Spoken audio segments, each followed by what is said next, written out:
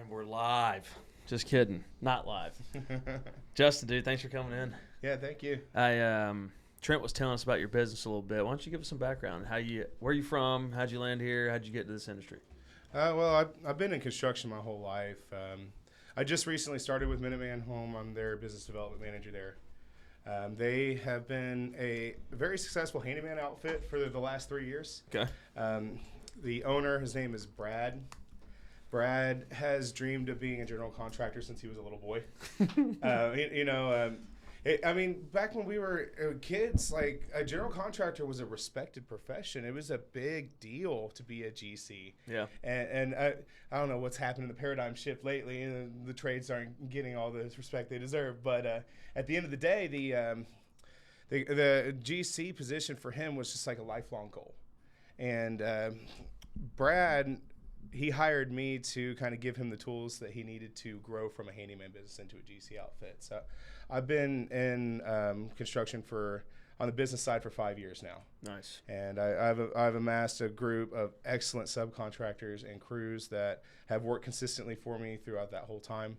So I brought in my book of business. I brought in my processes on the inside of the building, and I also brought my subcontractors in and just gave him the tools that he needed to grow the business. Nice. To that point. And that was at the beginning of this year, and we have been doing kitchen, bathroom remodels, et cetera. So what? That's a good kind of question I wanted to ask. What's the array of services that you guys offer? Because I think every handyman company I've ever talked to is a little bit different on what they can handle, what they don't want to handle. So what's like y'all's bread and butter? What do you guys do?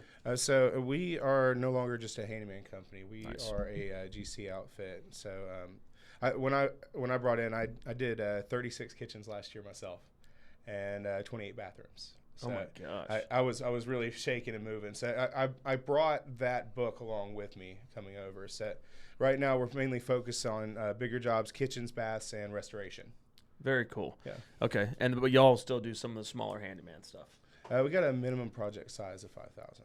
Oh, so y'all are way above a normal handyman as far as we've graduated up, but yeah, as far as like project wise. Yeah. You're more of definitely want to kind of be branded now more of a general contractor, remodeler instead of a handyman.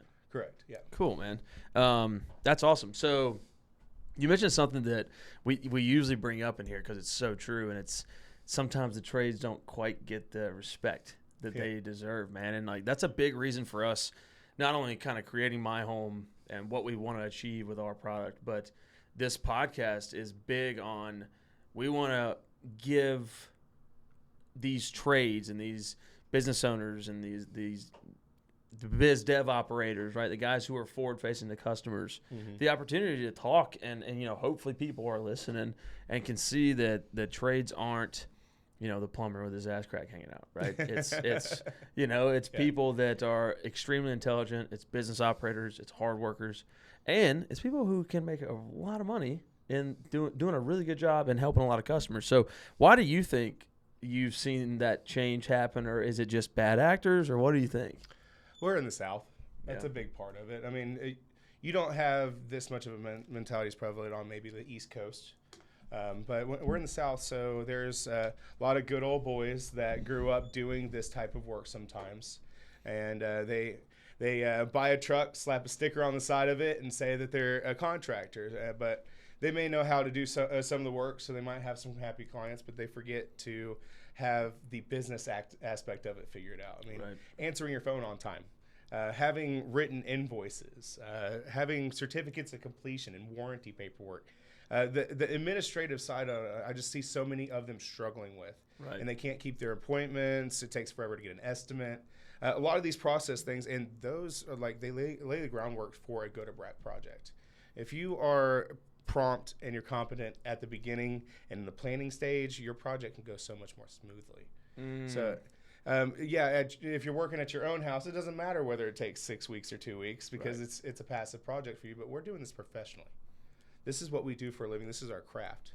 So if I'm looking at a kitchen remodel project and there's a gap of 12 working days that nobody's working on, I see that as a problem. That's a big problem. But the guys that are just small outfits, them and a couple helpers, they'll run 2 or 3 projects at a time, and they'll phase in and out. So there's a lot of those type of businesses that are kind of giving the contractor business a rough name. Yeah.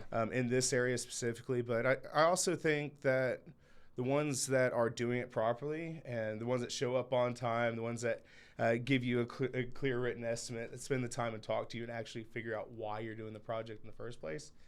The few of us that are here, we don't even consider that our competition anymore. Yeah, it's definitely not. Yeah. And like, I think what's important for homeowners to know, and correct me if I'm wrong, but that, that outfit that doesn't have their business systems in place and their processes in place, it's going to give that homeowner the experience that they want. The businesses that don't have that are probably cheaper, right? So if you're a customer that's shopping on just sticker price alone, just know what you're going to get. Those guys might perform good work. They might. But what you're going to get is 12 days of disappearance with no conversation, right? And the meantime, your kitchen's still sitting there unfinished. And you're like, hey, when is this going to get done, right? So I think the benefit of going with a professional company and something that we want to generate too on MyHome is, we have the best screened, most professional companies that are not only high quality, but they have those types of systems in place. The communication is going to be good. They're going to care about their finished product. They have a reputation to uphold and to build here locally, which is a huge, huge difference when it comes to comparing these companies. Reputation is actually a funny thing you bring up. We are a very networking-focused marketing company. We get 100% of our business right now through referrals. You guys are actually the first digital app that we are going to be a part of at all. Yeah! Woo! Hell yeah! This is first me, and well, thank you for giving us a shot. I found you guys through networking. Right? Yeah, there you go. Myself and one of the other owners. I'm business development. I'm in a networking group 4 days a week. Yep. I do as many one-to-ones as I can. But at the same time, that also means every single door I walk through, my reputation is at stake. I see these referral partners every week. That's right. So being communicative, doing exactly as I say I'm going to do, and not making excuses for things is a major tenet of the way that we operate. And the Minuteman is what we chose to name our company. Minuteman is because in the Revolutionary War, they were the first to sign up and volunteer to fight. They were there to be there in a minute. I love that. It's also another name for a 3-stage transcontinental missile, but we're gonna blow up the competition. We're gonna blow up the competition, yeah. But being a Minuteman, I mean, it means a lot to us as a company. We want to show up for our community. We want to defend quality work. We want to help those in need. That's why we like to handle rebuilds and restoration services, because we get to come in and be that constant that puts their life back together. So you mean like flood restoration stuff? We do water and fire rebuilds. Nice. Rebuilds. So the mitigation is outsourced. We just GC the whole claim. We take care of it. Very cool. And personally, I in my early 20s, I got in a lot of trouble and I created a lot of damage in my wake. And each time I get to come into these people's house and be the guy that they look to in that time of need and save the situation, I get to heal a bit. I get to heal. I mean, there's people that I've worked with that I show up to their house and there's water flooding the floor and they're in tears, and I'm leaving their house at the end of their project and they're in tears just because it's over. Yeah. And all they had to worry about was picking out fixtures. That's amazing. I get to come in and I handle the insurance company. I fight all their battles for them. That's amazing, dude. That's my big why for what I do. It's my big purpose in this. I can sit and talk about how great our mitered edges are all day long, but the element of our company and the basic tenet of why we do what we do is because we want to show up for our community. Dude, that is I honestly didn't think you were gonna hit me with that. That's super cool. So when you're going into these homes, even, not the restoration ones, but, if you're leaving somebody happy, they probably called y'all because they weren't happy with their kitchen or their bathroom or whatever it was. So, I was in restoration for 4 years. We owned a restoration company. Yeah, that's how I met you guys. Yeah. So it's like, I totally get that, but I'll be honest with you. I didn't love it. Yeah. So I really, really find it amazing that you find such happiness in that, because That's exactly what the homeowner needs at that point. Mm-hmm. They need a hero to come in the middle of the night when they have water all over the place, take care of them, make sure they know they're in great hands, and then handle that process for them, dude. So, man, I before we sold it, I wish I would have known you guys. I would have tried to sell it to y'all. Let's talk about I want to try something a little differently, and I want to just give you some questions and just give you an opportunity to talk about y'all's customers and things like that. Okay. So, since you've been with Minuteman or Minuteman, what's the most unusual or memorable job that y'all have had in the last year?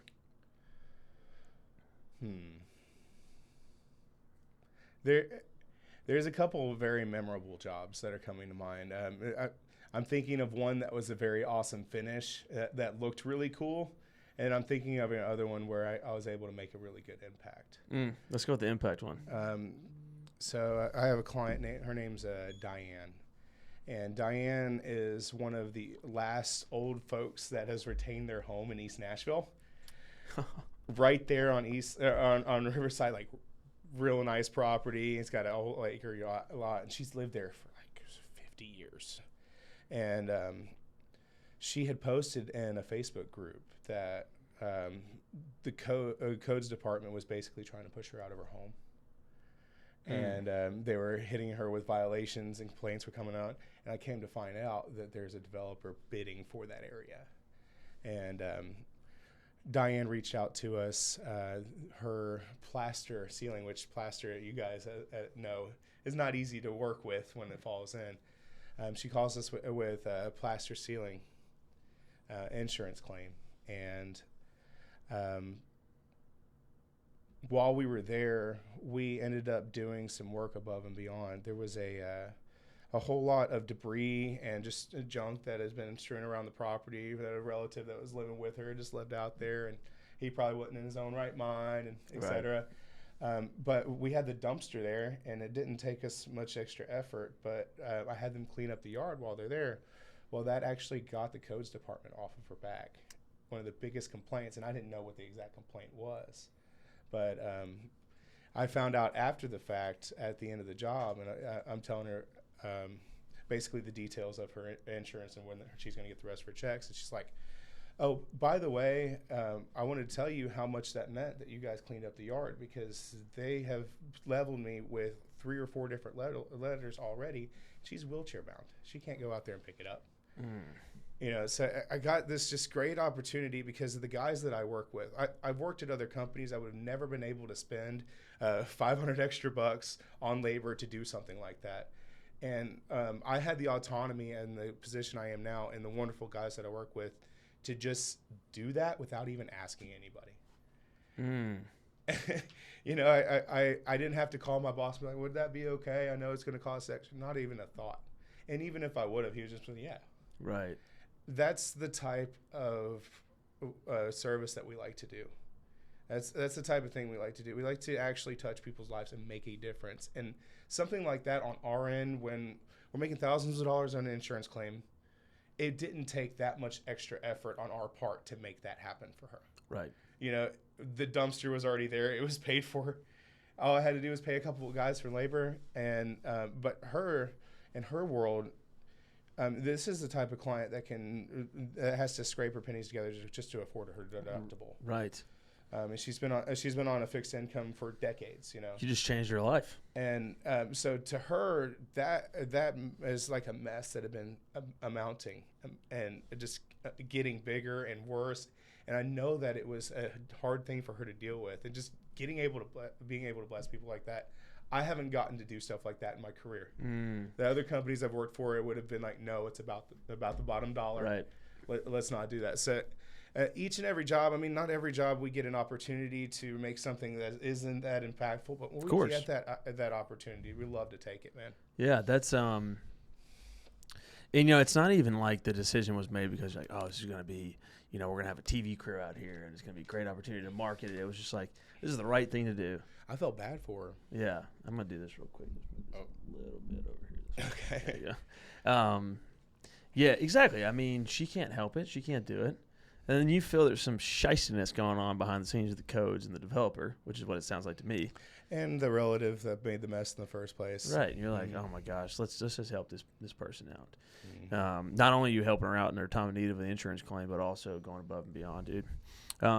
What's a I know we kind of hit on this, but what's another kind of misconception that you would in y'all's industry that you would like to dispel, right? There's a massive difference between a tradesperson, a handyman, and a general contractor. Spit it out for us. What's the difference? The thing is that people lump these things together because a lot of companies that hold a GC seat have a trade or they don't operate as a GC. Gotcha. A general contractor's job is management and administration. Your general contractor should rarely be on your job site actually working and swinging a hammer.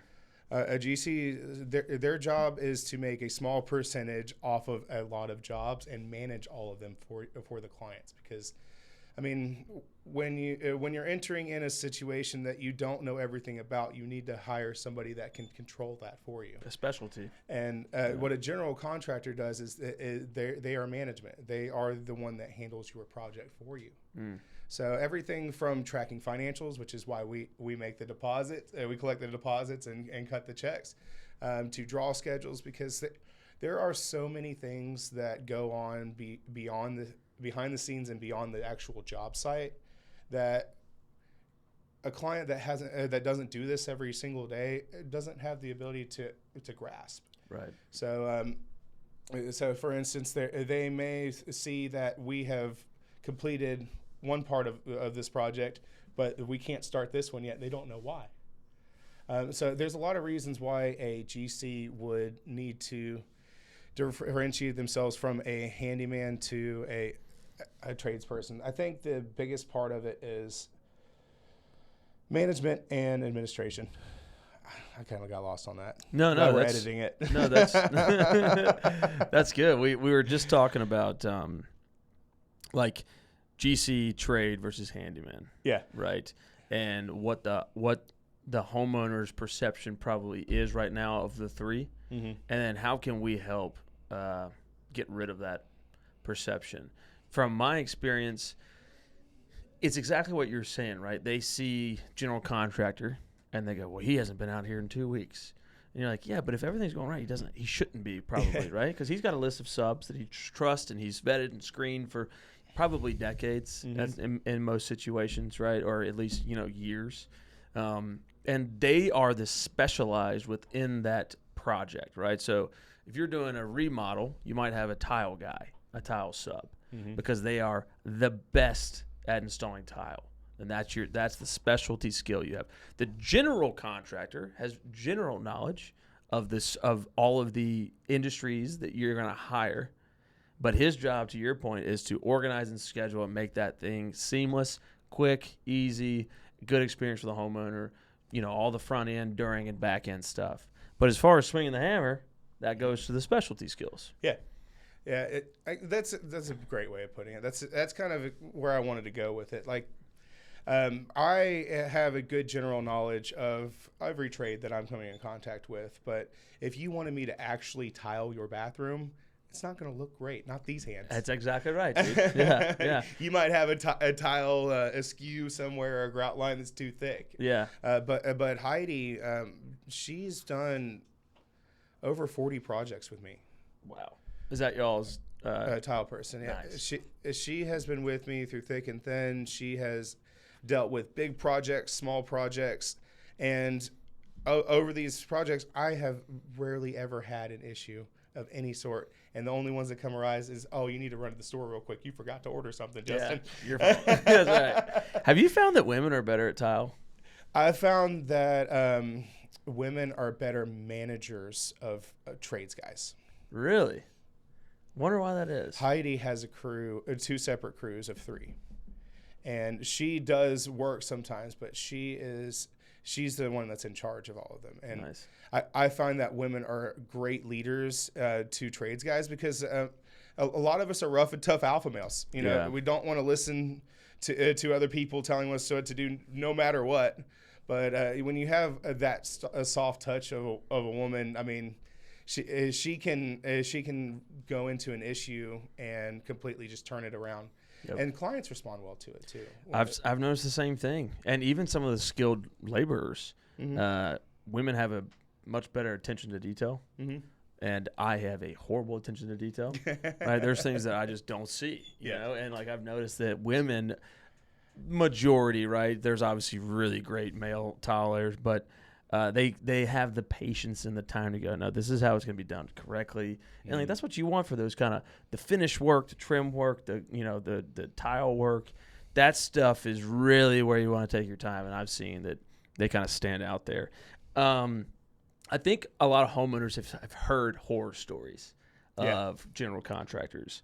So what's a red flag that homeowners need to be aware of that might be their first hint at, oh, this is a general contractor I might not should trust? Yeah, so take your time. It kind of boils down to being organized in the planning stage. I kind of touched on that earlier. I mean, if you're getting an actual rendering of what your project's going to look like, if you're getting a line-by-line estimate, I'm not a huge fan of saying, oh, he's got a license number on this website and Better Business Bureau accredited. To me, that doesn't mean as much as being organized and knowing what you're talking about while you're there. Yeah. Another thing, if they dig into your motive for doing your project and they care about that motive, that is when you should hire them. Oh, that's good. Only then, because people remodel their house for a plethora of different reasons. You have your pain reasons. Oh, a pipe burst. Now I have to do this. Right. You have your pleasure reasons, and sometimes these remodels can be major pivotal moments in this person's life. I had a client last year. Her name's Judy. She's in her 70s, and her husband died, and she's using the money from that to remodel the home so she can give it to her grandson. And Judy's in her third act. You know, she's making all these arrangements, and I got the privilege of remodeling the entire house from top to bottom. And she had her entire family grow up in this house. The pocket door that you enter the kitchen through has notches with everybody's heights on them. Oh my gosh! The wall was still the old paneling from the 1970s. Yeah. That all the appliances still worked because they built things better back then. But I can just see there were so many memories, and there was so much to that house that it was a part of her. And she had described that her and her husband had wanted to remodel this, but they had decided to go against it. And her motive for this remodel was to pass on a legacy to her family and to honor her husband. That's a deep motive. Right. So when I'm talking to a client the first time I meet them, I care about those things, and I cater the remodel plan, I cater the design, and I even cater the way that I treat the client to that situation. Because if you dig into those things, you can turn out so much better work and deliver so much better experience than if you're guessing what they're thinking the whole time. That's probably a very, very, very good bit of information, because it's not something that I would have guessed. Even having a little bit of experience, kind of dabbing we didn't do general contracting work, but the idea of, here let's do this. Let's play out a conversation. Let's do red flag conversation. I'll be homeowner, you're contractor. Okay. Right, and then we'll do green flag. Okay. So red flag is, hey, I want my kitchen remodeled. You're a general contractor. Can you help me?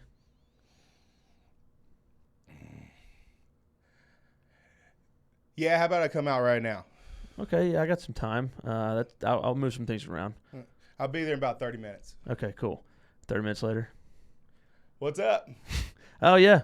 Flick a cigarette out the one. Yeah, you smell. Sorry, you need a kitchen remodel. Yeah, I just want to do this. I'm really looking to kind of get a refresh in the kitchen. All right. Well, you buy the cabinets. I'll be there on Friday. Okay. All right. Then that's how this is supposed to work. Yeah. Okay. All right, so that's perfect. That's red flag. That'll be $10,000. Oh, that'll be $10,000. Now green flag. Hey, I want my kitchen remodeled. Can you guys come on out? Yeah, I can come out. Let's get that on the schedule. Tell me, how long have you lived in the home? We've only been there about 5 years, but we moved in. We kind of want to start making it our own now. Okay, so it is home. You're imprinted in it. So tell me about your kitchen. How do you use it? Is it a meeting place for you? Or? Yeah, I mean, our whole family, we like to cook. We have our dinners right there. It's kind of an open concept, so it's really kind of where it's the heartbeat of the home, really. Okay. What's your main reason for wanting to remodel the kitchen now? We kind of want a little bit more, not more room, but we want to make it more of an efficient place to sit and talk and eat dinner and stuff like that. So you think it's kind of cluttered? Yes, exactly. Not enough space to breathe? Yes, we're on top of each other. Does your kitchen connect to your living room? It does, yep. It's open. So if you've got a nice open kitchen, we could probably space out the island a little bit more and talk about some more design ideas. What's motivating you to do this now as opposed to 5 years ago? What's changed? We got a little bit of money. Okay. So we've got the money to spend now. So we're looking to, find somebody who could take care of us and do it right. Okay. And from there, they would spend 15, 20 minutes actually asking those type of questions because boom, green flag. So much of that. You cared, yeah, right? I cared. Yeah. The big thing is it wasn't about the dollar. It wasn't about, oh, my time is precious. Right. To determine what the homeowner is going to need, you have to really understand how they're going to use it. And that takes time, and that's why some people don't do it, right? Well, that's probably what should be one of the big emotional differentiators between a tradesperson and a general contractor. Because a tradesperson, they're just there to do a job. They're there to plumb. They're there to do HVAC. They're there to do a job. A general contractor is there to execute the job as the homeowner would see fit. And how can I do that without knowing you? That's such a good point, dude. And that's probably why a lot of great tradesmen don't make great general contractors. Right. It's a hard transition to happen. Thank you for doing that. That was fun. Yeah. I was hoping we could sync up telepathically there, and I think we did, dude. I think we did a good job. Our product is big on maintenance, right? Preventative maintenance that will prevent some of those insurance losses you guys are dealing with. Do you have any maintenance tips for homeowners? Maybe like the top one that you see people neglect the most, that you go all the time like, oh man, I just wish they would have done this on a regular basis to help prevent some of that stuff? Oh yeah. I think really I see more often than not people having issues in the winter. There are ice dams that can quickly bring water in through between your roof and gutters. There are pipes that freeze and burst, and a lot of people don't know things like your supply lines should not be running in an exterior wall. But we have an unregulated state that has a lot of that going on out there in the world.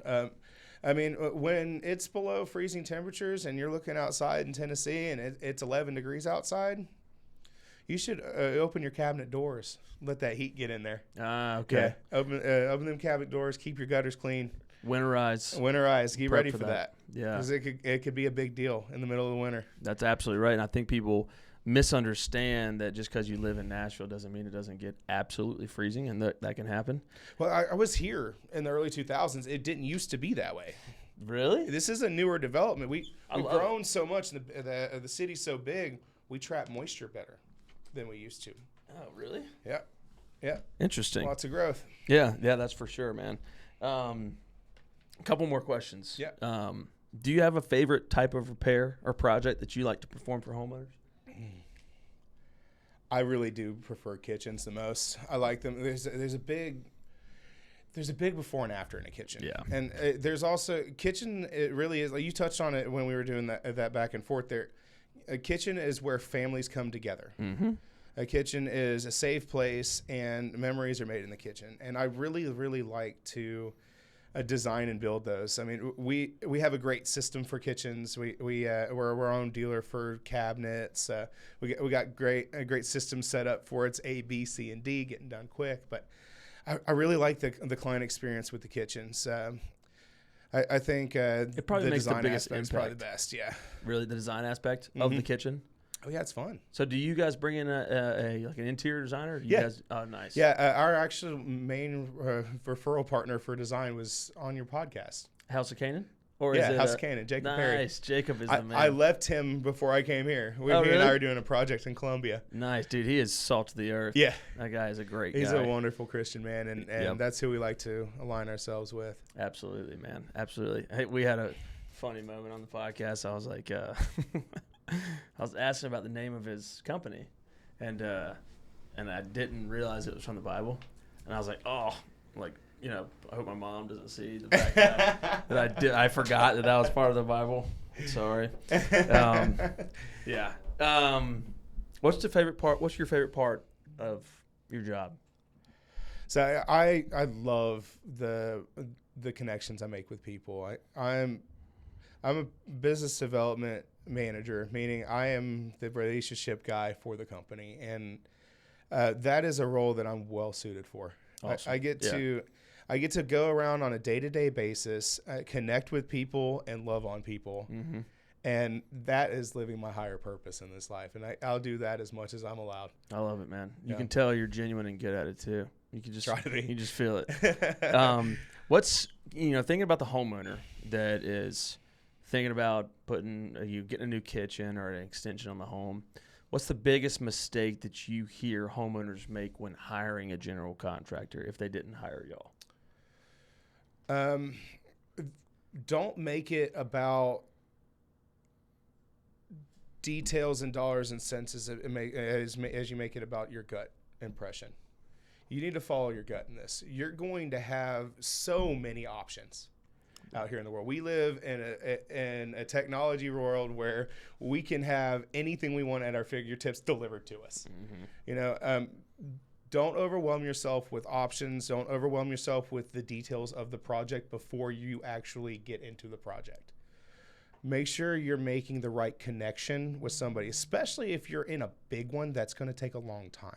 Right, like months and months. You think about it. You're going to handle a project for a person for 9 months.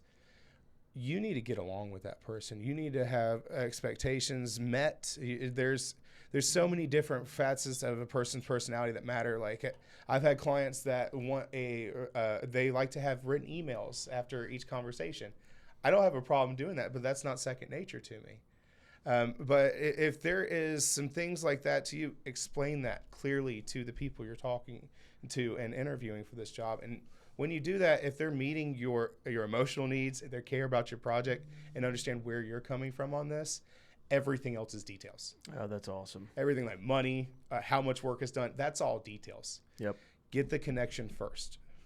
And then all that kind of will fall into place too. It does. Yeah, that's another really, really great advice, man. And I think most people who haven't been through this process a trillion times like you have probably wouldn't look at it that way. But I think that's super important because nothing's going to go perfectly on any project, right? Everything has delays. There's so many just things involved. It's basically impossible to have no hiccups. Mm. But if you can start out on the right foot with not only managing expectations and saying, hey, this is how I like to communicate. This is how I prefer to be updated on progress or whatever it is. Plus, you go with your gut. You like the guy. You trust the person. You trust the business. You understand. Then, there are check marks you want to check, like do they have insurance? Are they actually licensed? Right. Like, yeah. Those types of things are obvious. But that's a really, really cool answer, man. And I think that's hugely beneficial to people out there who are shopping for a good contractor right now, too. Check and making sure they have a license. Them carrying insurance, them doing it within a budget that you guys can afford, those should be requirements. Yeah. That should be a given. That shouldn't be a decision we have to make whether they do that or not. And right. I don't care what general contractor you're talking to. In the Middle Tennessee area, you can remodel any given kitchen for $30,000 or $130,000. Yep. And it really depends on what you want, how you want to go about it, and how much work is involved to get to that point. Yeah. And if you're hiring the right company, you're going to be able to have a comprehensive interview and figure out how that does work for you. Some people have different reasons for setting what is most important to them. I mean, speed can be a big issue for people. That one Sally Sally gave me yesterday, I went and saw. Speed is a big deal for that job. He's trying to sell it. He needs it done now. Mm-hmm. So things like price are not as important as getting the job done now. But other people have needs for like appearance is a big deal. So find out what is crucial to you and work backwards from that. Yeah, that's really good too. Is figuring out what matters most to you, and then but it comes back to communicate it, expectation management, and then hopefully if it's a good company and they are hearing what matters most to you, and if they can't make that happen, they're gonna be honest with you and say like, hey, I can't get this done in 2 weeks. Yeah. Instead of like, yeah, we got you. We'll get it done in 2 weeks. It's a done deal. Last couple of questions, man. What you got any big goals rest of this year? Business goals? Where you guys would like to be? It doesn't have to be dollar amount, but it can be, anything that you got on your horizon. So right now, I am on a trajectory to get Minuteman Home in the year 2025 to do $4 million in revenue. Nice. That is our big monetary goal. As far as our goals as a business is, there's a good chunk of processes that I just put in the last few months with these guys. So just getting these all ironed into a T. I mean, they're doing pretty good about it, but I got to stay on them and be like, hey, don't forget to log this. Oh, and yeah, stuff man. like that. So that's kind of what we're working on is operations, so we can gear up for a big push of work next year. Yeah. That's awesome, man. Well, Justin, I really appreciate it, man. This has been great. I think homeowners are going to have a ton to take away, especially when they're in the market for a remodel or something like that. And I appreciate you guys being on My Home. We need great the whole point of this is we want to equate our brand and the My Home platform with people like you. Experts, people who care about their business, people who care about their customers, and don't see it as just another kind of check mark on their list of customers. So thanks for what you do, man, and thanks for coming in. Thank you. Appreciate it. All right.